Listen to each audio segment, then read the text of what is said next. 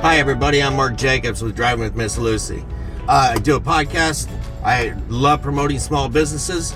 So if you would like to be my next guest on my next episode, contact me at 239-287-6580, personal cell phone number, or you can contact me at mjbenefitsadvisors@gmail.com. I look forward to meeting with you, and I look forward to you being my next guest on my next episode. Hey, good morning, everybody. It's Mark Jacobs with MJ Benefits Advisors. This is my latest podcast for Driving with Miss Lucy. Today, I have a very special guest. His name is Jeff Clapp with, and I hope I don't screw this up, Visitivity. There you go. How you doing, Jeff? Great, Mark. Great, man. Thanks for having me. I appreciate it. Thank you for doing it. I'm happy to have you here. Cool. Absolutely. So tell us a little bit about your business. What do you do? All right. So my wife, Donna, and I run a small boutique digital marketing company. We focus on website development, video production, social media, Google ranking, and review management. So in a nutshell, what we do is we help our clients, who are mostly small business owners in the Cape Coral, Fort Myers area, with gaining traffic for their websites and helping them brand their business and helping them tell their story. I mean, that's literally pretty much what we're all about, is we're storytellers. So we help people understand the benefits of working with a particular business, and hopefully that drives them new customers. So it seems to be working. Okay, one thing you also do is you build websites and all that stuff too, right? Absolutely. That's one of the things that we've been doing. I've been building websites for probably close to about 30 years now. Wow. So I've seen the entire evolution of website development, and it's critically important. People think, oh, well, I just, throw up a website and they'll come, and it's not that easy. It's not just a pretty picture on the web. You've got to have an understanding of what goes into the back end of a website so that it's compatible with all the search engines. Because if you can't get found, doesn't matter how pretty your site is, it's not going to make a difference for you. So here's one thing that a lot of people don't know about Jeff that I find super interesting, is not only does he build websites, he builds award-winning websites. So, well, thank you. I appreciate that. I mean, because if you see, we're both kind of wearing steampunk hats and all that stuff. We're both kind of into steampunk. Absolutely. That's kind of how I met, or one of the ways I met Jeff, is that through networking. But the person that I'm talking about, he built an award-winning website was for Hector Ray, or for Professor. Hector. Professor Hectorius, Hector Reyes. So. Yeah. Hector is a fabulous guy. I met Hector this past year. He had just sort of started getting his steampunk art business off the ground, and I thought it would be a great opportunity to do something really creative with him, and so we really built this website. It's an amazing website. Thank you. And it's steampunktnt.com. That's steampunktnt.com. Please go check it out. It's great. It was an opportunity for Hector to sort of really develop his persona in the steampunk arena. And so we really kept that in mind as we were building it out. We wanted it to be a functional site where he could sell his art, but at the same time, a place where he could really tell his story and get people excited and interested in the character, the professor. So it was an awesome opportunity, and Hector is a delight to work with. And Hector's a great guy. He's a great guy. He does some amazing work. Absolutely. You mentioned something else earlier that I also want to point out, is you talk about search engines and SEO. Absolutely. So what can you do as far as, what's important for people to have in their website when it comes to SEO? So, kind of explain what SEO really is. Right. So SEO is search engine optimization. And everybody has heard of it, but it's like one of those things everybody's heard of, but they don't really understand what the heck it is. And it's because it's complicated. It's twofold. You've got things you have to do to a website itself in order to make sure that it's compatible and easy. Because if you think about it, Google is like the world's largest library. 50,000 websites are added to Google every day. Wow, so you can imagine, every day. You can look that statistic up. I'm not making that stuff up. So, 50,000 websites are added. So how does Google possibly know how to organize that content? Well, Google's whole thing is driving people to the content that they need for the search that they're doing. That's the whole thing, and it's become very localized. So there are things you need to have and make sure are properly set up in the back end of your website in order for Google to understand how to rank you. And so the whole process of ranking, so what ranking is basically in a nutshell is what's your position on Google. So if you don't know this already, Google has 10 positions on each page of its search results. Now there are more than 10 results on each page, but the top 5 items are usually advertisements, the bottom 5 are advertisements. And then you also have what's called the 3-pack, which is usually the map listing, so you see the companies on a map. So you've got all this content, but everybody's fighting for the same positions.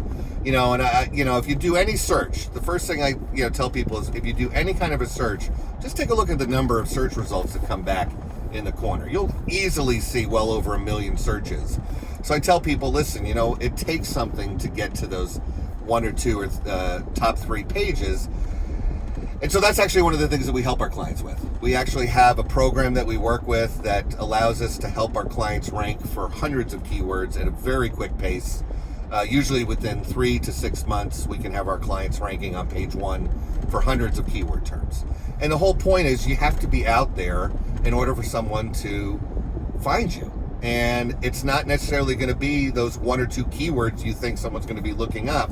And so we do we cast a wide net on keyword phrases and terms in order to help our clients get noticed. And we've had tremendous success with it in the last year, helping our clients gain tons of new leads through that program. So I'll tell you, as a small business owner, as far as a small health insurance business, or have my own health insurance business, I compete with a lot of the big guys. Yep. I mean, I'm talking, I don't have the budget that like United Healthcare might have, or Humana and everything else, or some of these really much bigger companies. Yep. So why is it so, how can search engine someone like you, how can it help someone like you? Well, there's a couple of things you can do. Like, listen, I totally understand. Everybody's got their budget that they're working with, and typically it takes a lot of different efforts to get noticed. What I do tell people is, at bare minimum, and this is something you can do yourself. It's very low budget. Set yourself up with a YouTube channel. Start recording videos. Have the recording of those videos be mostly educational-based videos. Do some research. Videos are very easy to optimize. Here's what you want to understand. YouTube is owned by Google. It's the second largest search engine on the planet. I didn't know that either. See, a lot of people don't know that. Google actually owns YouTube. And so videos get a lot of priority in how they show up on the search engine simply because Google owns them. So if you optimize a video, and what I mean by optimizing a video is you have the video title and you have a description spot.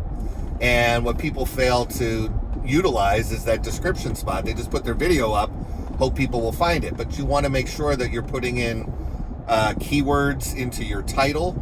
You want to make sure you're putting the city name of where your company is located. So if you're based out of Fort Myers, you're going to put, Mark Jacobs, healthcare expert, comma, Fort Myers, Florida. Because remember, Google and search is all about localization. So if I'm looking for healthcare in the Fort Myers area and I'm in Fort Myers searching in that area, you're more likely to come up than someone who doesn't have Fort Myers tagged in their name. And then the other thing is you want to put your website address actually in the description, because that becomes a hyperlink to your website. Now you got a backlink from YouTube, which is a high authoritative website. That's a whole nother discussion we can talk about. But here's the biggest thing. This is what people really need to know. Google bases its search engine ranking positioning on authority. And what authority means is that your website is credible and it's trusted by both customers and other vendors and Google itself. So that takes time to build up.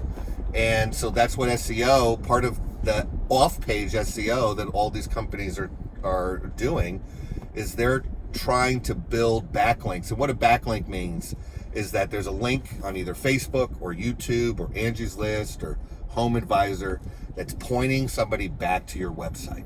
The whole thing is you always want to bring people back to your website. So if you have very strong backlinks out there, then your website over time is going to build up that authority, and it's going to start to show up higher in the search engine results. It's going to show up higher in the map results.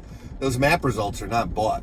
Like, you don't get in that top 3 positioning by being bought. It's not even specifically about the number of reviews you have. It's about the authority you've built. And one of the things that we specialize in is building that Google ranking authority.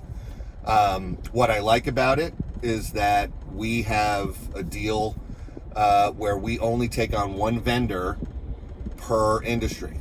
So if I'm working with a roofing company or an AC company, I'm not going to work with another AC company in Florida on the same product, because now I've got competing entities. So we offer this exclusive product that is category specific. It's it's something you need to budget for, but at $500 a month, depending on the type of business you have, so that's about a $6,000 investment a year. If you could be ranking for every search term that somebody out there would be possibly looking for that would get you on page 1 of Google, would it be worth that investment? And that's what I tell people. So yeah. So I mean, so there's lots of different things we can do, and we work with mom and pop shops, so we understand budget. We have some solution for just about any size business. Amazing. So tell us one other thing that that you do. I mean, where are you located at? Sure. So we're located out of Cape Coral. You can find us on the internet. We are visitivitymedia.com. That's spelled VISITI, visitivitymedia.com. You can also call us at 239-878-4641. We're also on Facebook. We're on Twitter. We're on YouTube. So multiple ways you can find us. And just to kind of go back to the name, so visitivity seems to be a tongue twister for people, but it actually is. For me. It was for a lot of people.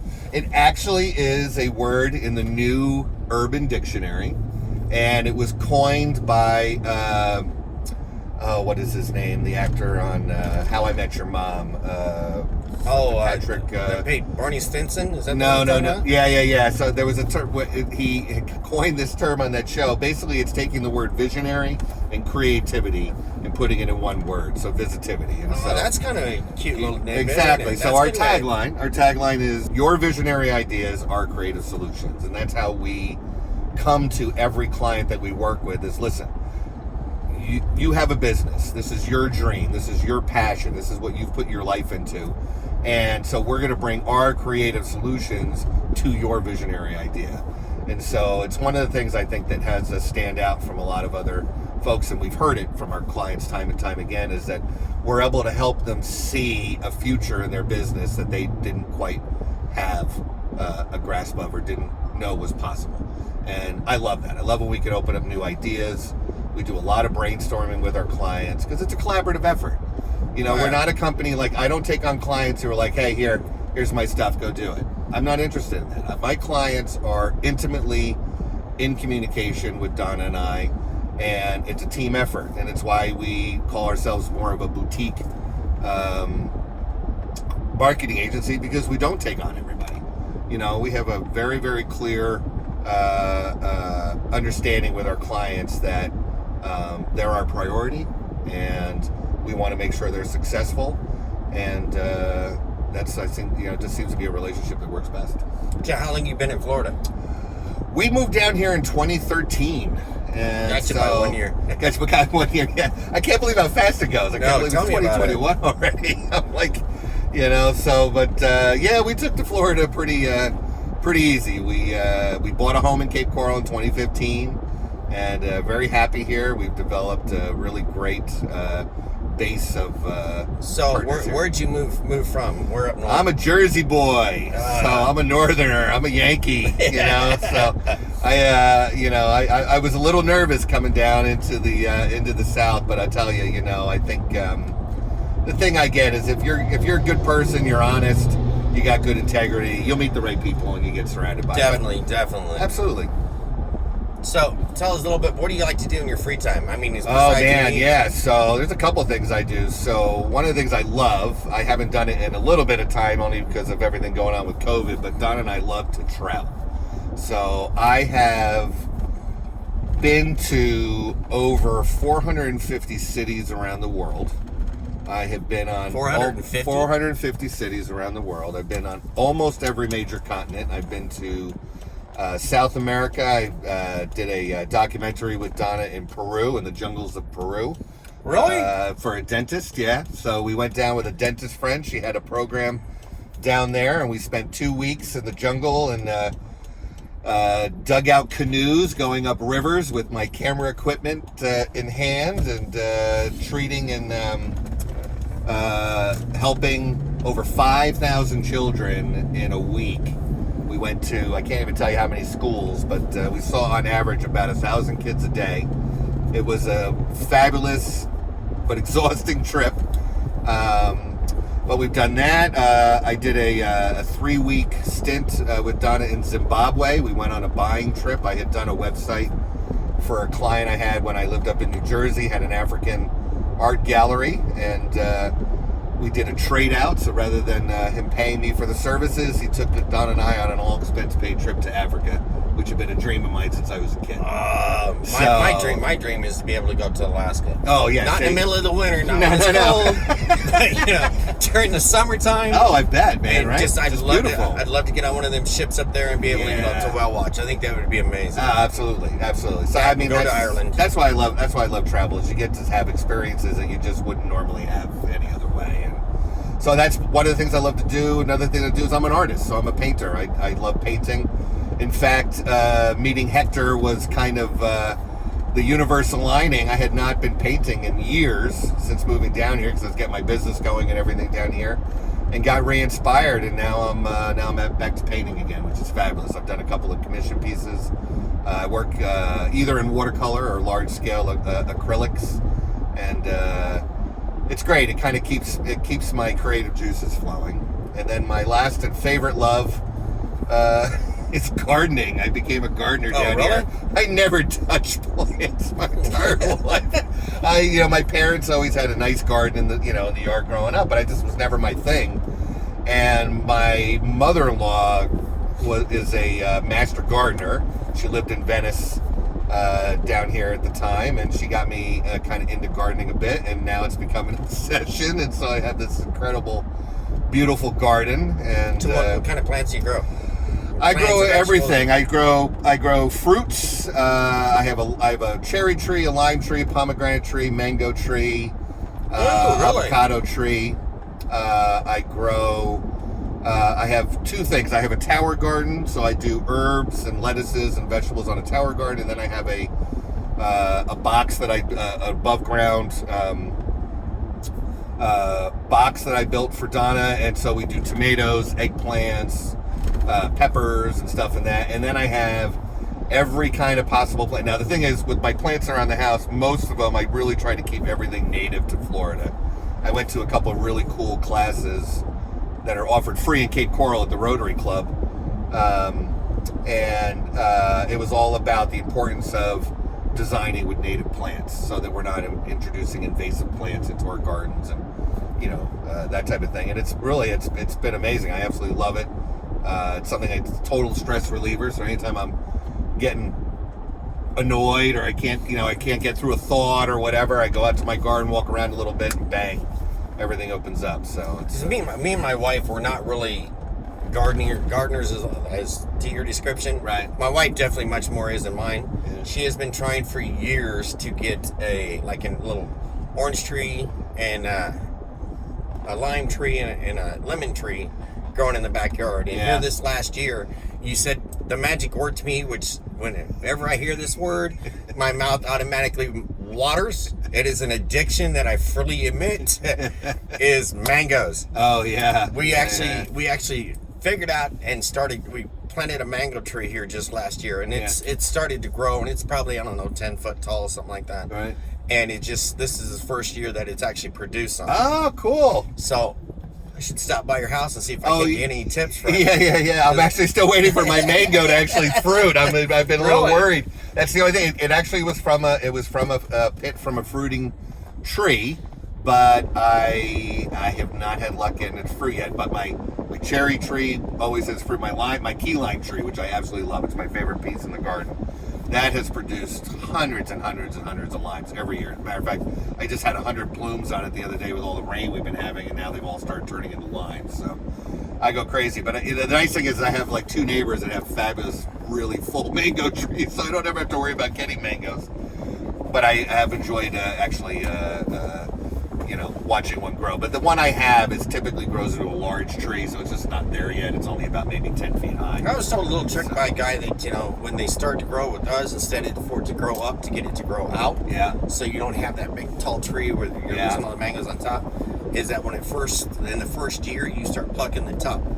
Oh, that's true. Yeah, you start topping it. Yeah, you start topping up and forcing it to grow out instead of up. Absolutely. No, that definitely works. I've had to do that actually with a couple of things. I have a Point Sienna tree, which are those beautiful trees that have the orange and red blossoms on them, like those trees there. And that I've had to top because it can get really tall and gangly, and you really want that to be more sort of bonsai-esque.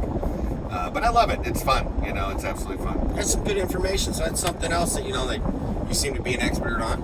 I also offer it when I do one of these podcasts that I do health insurance. I do group, individual, and Medicare. Yeah. Do you have any questions or anything else that you'd like to ask? I actually do. Yeah, I actually do. And this is just inside of healthcare. So I am, unfortunately, since moving to Florida, have ended up in the emergency room several times. And for 2 of those instances, it's been for a pulmonary embolism, which is a very serious thing. I don't make any joke about it, but I've been fortunate enough to survive 2 very serious pulmonary embolisms. But my question is how does that impact me as far as how insurance companies look at me? And I recently, last year, before all it happened, I had changed over from one insurance agency to another. When my wife got a second job, we went under her plan or whatever. But I mean, is there things that I have to be aware of or know about that could be a concern as far as pre-existing conditions and losing insurance at any time? That's my concern. No, you really ain't got it.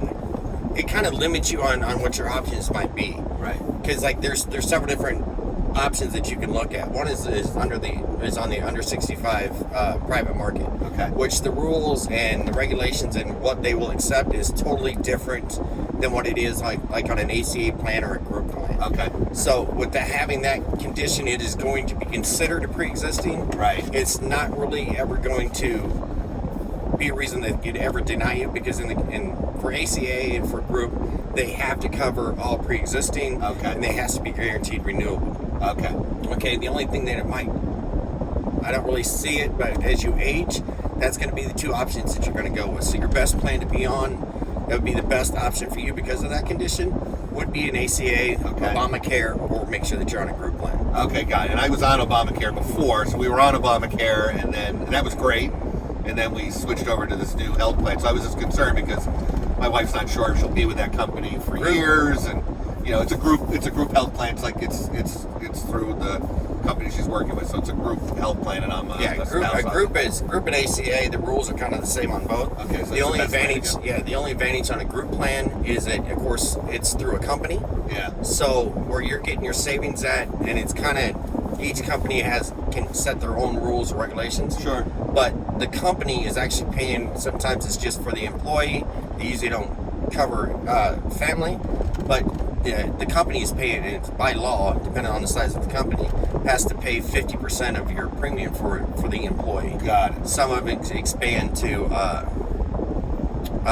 family and and children and etc. Okay. But that's up to the company if they want to do that. Right. But like I said, as far as cost-wise, as far as expense, the best plan to start out with is if you can get insurance through a company. It's amazing. I mean, it's the best way to go as far as cost. Okay, I thought so.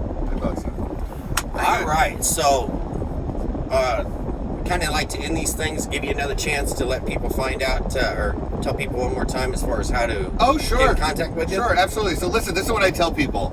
There is no obligation to work with Don and I if you sit down with us, but I guarantee you, if you schedule an appointment and sit down with us, you will walk away from that meeting with great new ideas, a strategy, and good information that'll help you make the right decisions. Because my whole thing is, when someone's spending money with me, I care about every dollar that they spend.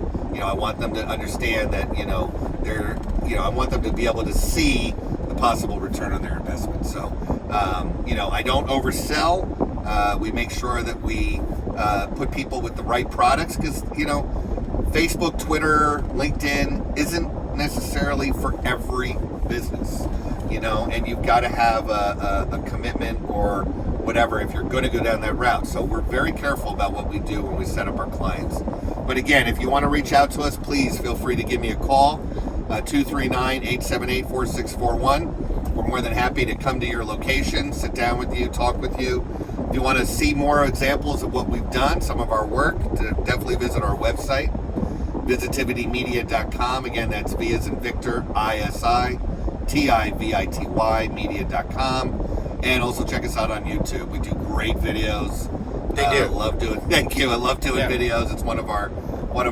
It's actually one of our favorite things to do, and it's a great way to get your message out. And so we're big proponents of video. Yeah, and I'll tell you personally. I mean, I met Jeff through, like I said, through Hector and through some networking groups that I belong to. And I got to tell you, as far as he's been amazing as far as helping me in my business, he's actually helping me an awful lot with my little video podcast here with Driving with Miss Lucy. I mean, he brings up some very knowledgeable man. So, I mean, if you're looking for websites or, help with video production, commercials, all that stuff, he's the man you need to talk to. He'll take real good care of you. And although with anything else, there's cost, but he's not overly expensive, and he works with each client. Absolutely. And back at you, man. I think you're amazing at what you do. I like the fact that you have such a great,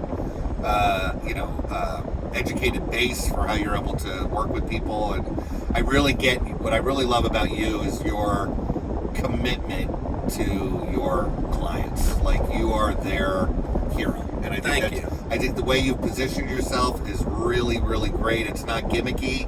It's like, it's all your heart, and I think that's fabulous. And I love working with people who are all about heart in their business. So it's been a pleasure. I appreciate you bringing me on the show. All right, one last question I'd like to end with this, because I like to end it with a little motivation or give people to think about. Last question: what is your favorite quote and why? What is my favorite quote? Inspirational quote. What do you wake up and keep in mind every morning? What do I keep in mind and going every morning? Really, it's for me. It's know thyself. Know thyself. It's for me. It's trust that. I like that. Yep. I like that. Trust that you have the answers. Trust that person has been put in your path in order for you to help and support them, and they've been put in your path to help and support you. Trust in your own competence. Trust in your own competence. I think it's the hardest thing as a business owner is to fully trust that you know what it is that you're talking about, and when you own that, miracles happen. Yep. So, that would be it. Know thyself. I love that. Okay, guys, I'm going to kind of end this. We're about to stop and get some coffee here. That sounds good. But if you're a small business owner, I love working with small businesses. I love promoting small businesses, mainly because I am one. So if you'd like to do a future episode of Driving with Miss Lucy, please reach out to me. You can contact me at mjbenefitsadvisors@gmail.com. Call me direct. My number is 239-287-6580. That is my personal cell phone. So again, it's 239-287-6580. I thank everybody that stopped and listened in, and look forward to seeing you on the next episode. Take care, everybody. Bye, guys. Hey, everybody. Thanks for watching. Appreciate you. Check out or watch on my Facebook page for the next episode who my next guest will be. And hopefully it'll be you.